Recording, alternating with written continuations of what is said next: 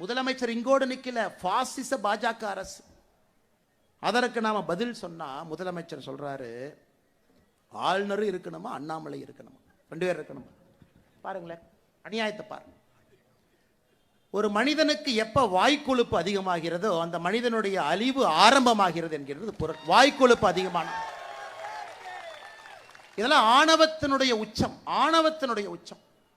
இன்னொரு கட்சியில யார் தலைவராக இருக்க வேண்டும் என்பதை இன்னொரு கட்சியில் இருக்கக்கூடிய ஒரு நபர் முடிவு பண்ணுவாங்க. ஏங்க உங்க கட்சியில தான் துண்டை போட்டு நீங்க உங்களுக்கு அப்புறம் பையன், அதுக்கப்புறம் இன்ப நிதி, அதுக்கப்புறம் என்னமோ நிதின்னு வச்சிருக்கிறீங்க. இந்த கட்சியை பொறுத்தவரை அண்ணாமலை தொடர்ச்சியாக இருக்க மாட்டான். ஒரு தலைவர், ஒரு தலைவருக்கு பின்பு ஒரு தலைவர், எல்லா தலைவரும் இணைந்து இந்த வேலையை செய்வதுதான் அந்த கட்சியினுடைய அடிப்படை பண்பு. ஆனா அண்ணாமலை இங்கேயே தான் இருப்பான். எப்ப வரைக்கும் இருப்பானா, அறிவாலயத்தில் இருக்கக்கூடிய ஒரு செங்கலையும் உருவி எடுக்கும் வரை இங்க இருப்பான்.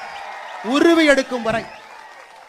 இந்த ஊழல் பெருச்சாளிகள் 35 அமைச்சர்கள் ஊழல் பெருச்சாளிகள் 2026 சிறைக்கு செல்வதை பார்ப்பதற்கு இந்த அண்ணாமலை இருப்பான்.